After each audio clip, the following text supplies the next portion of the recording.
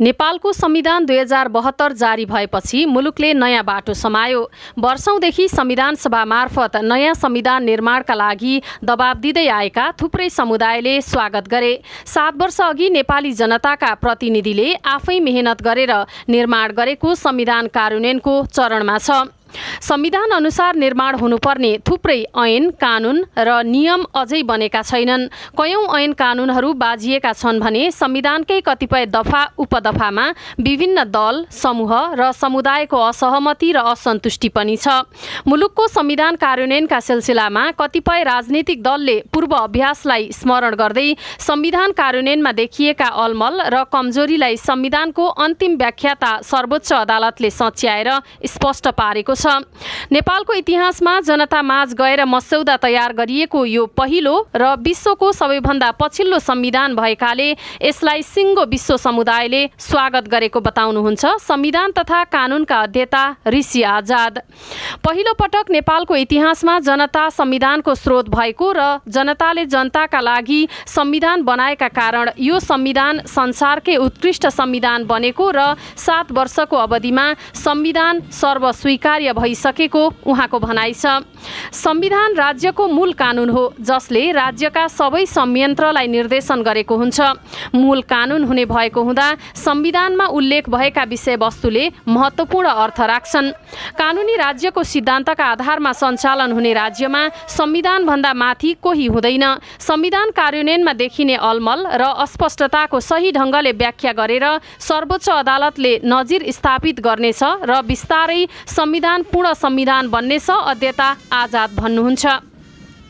नेपालको संविधानमा जे जति व्यवस्था छन् ती सबै विगतका संविधानको तुलनामा निकै सकारात्मक र प्रगतिशील रहेको बताउनुहुन्छ संविधान सभा सदस्य विनोद पहाडी। नेपालको राजनीतिक इतिहासमा जनताले आफै संविधान लेखेर घोषणा गरेको ऐतिहासिक दिन संविधान दिवस हो। यस्तो अवस्था विश्वका बिरलै नागरिकले प्राप्त गरेका छन् उहाँ भन्नुहुन्छ। संविधान कार्यान्वयनका लागि राजनीतिक दलको शीर्ष नेतृत्वमा इच्छाशक्ति हुनुपर्ने उहाँको भनाइ छ। एकात्मक शासन व्यवस्थामा रमाएको कर्मचारी तन्त्रले विकेन्द्रित शासन व्यवस्थालाई सहज रूपमा स्वीकार्न चाहेको छैन, जसले गर्दा कार्यान्वयन पक्ष कमजोर जस्तो देखिएको छ। उहाँले भन्नुभयो, अन्तर्राष्ट्रिय अभ्यास हेर्यौं भने पनि प्रारम्भमा अरू देशको अवस्था पनि यस्तै देखिन्छ। संघीयता विरुद्ध जनमत सिर्जना गर्न खोजिए पनि 2/3 बहुमत प्राप्त गरेर संविधान संशोधन गर्न सक्ने अवस्था नरहेको र कुनै दलले चाहँदैमा संविधान झट्ट बदलिन सक्ने अवस्था नरहेको संविधान सभा सदस्य पहाडी बताउनुहुन्छ। उहाँ भन्नुहुन्छ, यसको व्यावहारिक कार्यान्वयन नै प्रमुख कुरा हो। यसो गर्न सकिए आम जनतामा संघीय लोकतान्त्रिक गणतन्त्रको सन्देश पुर्याउन सकिन्छ। विश्वका सबै देशको तुलनामा हाम्रो देशको संविधान उत्कृष्ट बन्यो। मौलिक हक सम्बन्धी कानून पनि बने, तर कार्यान्वयन पक्ष त्यति बलियो हुन सकेन। संविधानको प्रभावकारी कार्यान्वयन नभएका कारण संविधानमा व्यवस्था भएका कतिपय अधिकारबाट आम नागरिक अझै पनि वञ्चित रहेको वरिष्ठ अधिवक्ता शिवप्रसाद गौडेलको भनाइ छ। अमेरिकाको संविधान सानो छ, बेलायतमा लिखित संविधान नै छैन, तर त्यहाँ नीति नियमको राम्रोसँग पालना भएको छ। मानवाधिकारको पक्ष बलियो छ, हिंसाका घटना कम छन्। गोडेल भन्नुहुन्छ, यहाँ कानून छ तर व्यवहारमा कार्यान्वयन नहुँदा महिला र बालबालिकाका हक हित सुरक्षित छैनन्। संविधानमा उल्लेख गरिएको हक अधिकार कार्यान्वयन गर्न सरकारले जिम्मेवारी वहन गर्नुपर्ने उहाँको भनाइ छ। संविधानमा दलितलाई आवास उपलब्ध गराउने, लामो समयसम्म गैर कानुनी रूपमा थुनामा रहेको व्यक्तिलाई त्यो अवधिको क्षतिपूर्ति दिने भनेको छ, तर अहिलेसम्म संविधान अनुसारको कानून बनेको छैन उहाँ भन्नुहुन्छ। संविधान र संविधान अनुकूलको कानून बनाएर कार्यान्वयन गर्ने दायित्व तीनै तहका सरकारको हो। बालबालिकाको हकमा बाल इजलास गठन गर्नुपर्ने र स्थानीय पालिकामा बाल संरक्षण अधिकृतको व्यवस्था हुनुपर्ने भनिएको छ, तर अझै नियुक्त हुन सकेको छैन। यस्ता थुप्रै कानूनहरू बन्न बाँकी नै छन्। छिटो छरितो न्याय प्रदान गर्नका लागि मुलुकी देवानी संहिता र मुलुकी अपराध संहिता जस्ता कानून त बने, तर लैङ्गिक हिंसाका घटनामा बढोत्तरी हुन थालेको छ। हिंसाबाट पीडितलाई सुरक्षा आवास गृह सरकारले निर्माण गर्ने भनेको छ, तर निर्माण हुन सकेको छैन। हिंसामा परेको महिलाले अंश माना चामल माग्यो भने फैसला हुन 3-4 वर्ष लाग्छ। वरिष्ठ अधिवक्ता गोडेल भन्नुहुन्छ, यो अवस्थामा घर न माइत भएका महिला कहाँ गएर बस्ने? महिला अधिकार भनेर मौलिक हकमै व्यवस्था गरिएको छ, तर आवास गृह अझै बनेको छैन। संविधानको कार्यान्वयनका लागि 3 तहका सरकारमा इच्छा शक्ति हुनुपर्छ। मूल नीति सञ्चालन गर्ने नै पक्ष विपक्षमा लागेर सत्ता प्राप्तिमा केन्द्रित हुँदा सर्वसाधारण जनता अधिकारबाट वञ्चित हुनुपर्ने भएकाले यसप्रति दल गम्भीर हुनुपर्ने देखिन्छ। संविधानमा सामाजिक रूपले पछाडि परेका महिला, दलित, आदिवासी जनजाति, मधेसी, थारू, अल्पसंख्यक, अपाङ्गता भएका व्यक्ति, सीमान्तकृत, मुस्लिम, पिछडा वर्ग, लैङ्गिक तथा यौनिक अल्पसंख्यक, युवा, किसान, श्रमिक, उत्पीडित वा पिछडिएको क्षेत्रका नागरिक तथा आर्थिक रूपले विपन्न खस आर्यलाई समावेशी सिद्धान्तका आधारमा राज्यको निकायमा सहभागिताको हक हुनेछ भनिएको छ। यस धाराले सबैभन्दा बढी राज्यका निकायमा सीमान्तकृत समुदायको सहभागिताका विषयमा जोड दिएको छ। मानिस कानुनका दृष्टिले समान हुन्छन्। कुनै पनि बहानामा राज्यले कसैलाई काखा र कसैलाई पाखा गरी भेदभाव गर्नु हुँदैन भनी संविधानको धारा 18 मा रहेको समानताको हक उल्लेख गरिएको छ। सामान्यतया कानुनका दृष्टिले सबै नागरिक समान हुन्छन् भन्ने बित्तिकै सबै नागरिक समान हुनुपर्छ भन्ने मानव अधिकारको प्राकृतिक न्यायिक सिद्धान्त हो। तर हाम्रो समाजमा मानिसले मानिसलाई वर्ग, धर्म, वर्ण, उत्पत्ति, जात जाति, शारीरिक अवस्था आदिका आधारमा गर्ने सामाजिक विभेद अझै कायमै रहेको छ। यसको रोकथामका लागि कानुन कार्यान्वयन आवश्यक रहेको बताउनुहुन्छ दलित अधिकार कर्मी मनु खड्का। नेपालको संविधानले राज्यका हरेक निकायमा समानुपातिक प्रतिनिधित्व सुनिश्चित हुनुपर्ने व्यवस्था गरेको छ। भनेको राष्ट्रपति र उपराष्ट्रपतिमा 1 जना महिला हुने व्यवस्था, स्थानीय सरकारको प्रमुख र उपप्रमुखमा 1 जना महिला हुनुपर्ने, समानुपातिक समावेशीको सिद्धान्त, प्रत्यक्ष निर्वाचनतर्फ 33% महिला उम्मेद्वारको व्यवस्था हुनुपर्ने व्यवस्था हुनु संविधानको राम्रो पक्ष रहेको महिला अधिकार कर्मी प्रतिमा शर्माको भनाइ छ।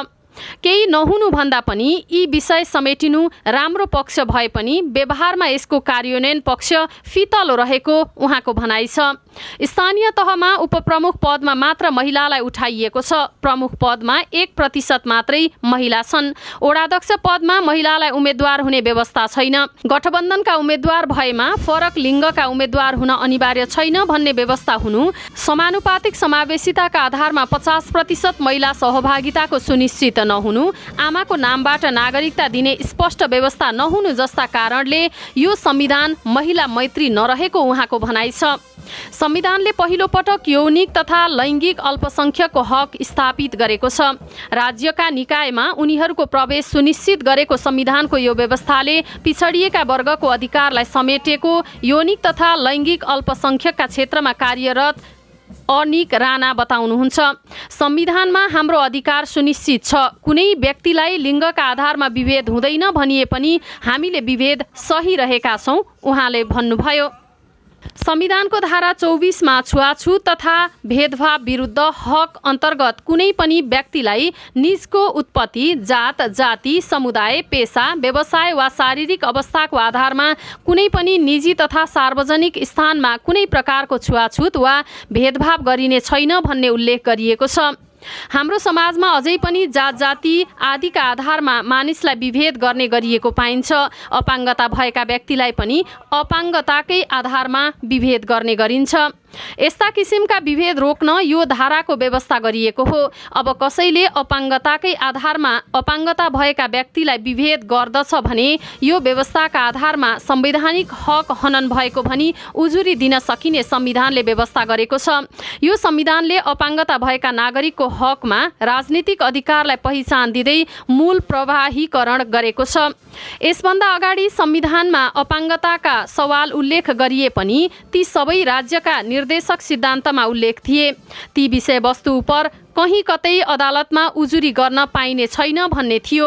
नेपालको संविधान 2072मा अपाङ्गताको सवाललाई मौलिक हकमै उल्लेख गरिनु राम्रो पक्ष हो। अपाङ्गताका क्षेत्रमा क्रियाशील सावित्री घिमिरे भन्नुहुन्छ, अपाङ्गता भएकालाई राजनीतिक अधिकार सुनिश्चित छैन।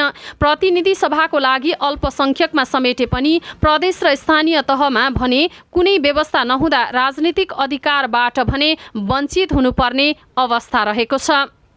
जनताका कुनै पनि अधिकार संविधानमा लेखिएर मात्रै हुँदैन। संविधानमा लेखिएका अधिकार पूर्ण रूपमा कार्यान्वयन हुनुपर्दछ।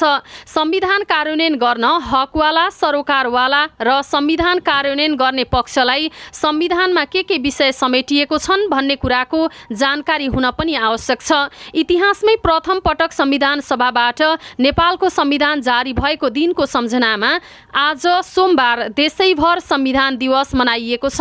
यस संविधानमा 35 भाग 308 वटा धारा र 9 अनुसूची रहेका छन्। बचत खाताहरू मध्ये सबैभन्दा बेस्ट एनआईसी एसियाको बचत खाता, यो हो सर्वश्रेष्ठ, यो हो सर्वश्रेष्ठ।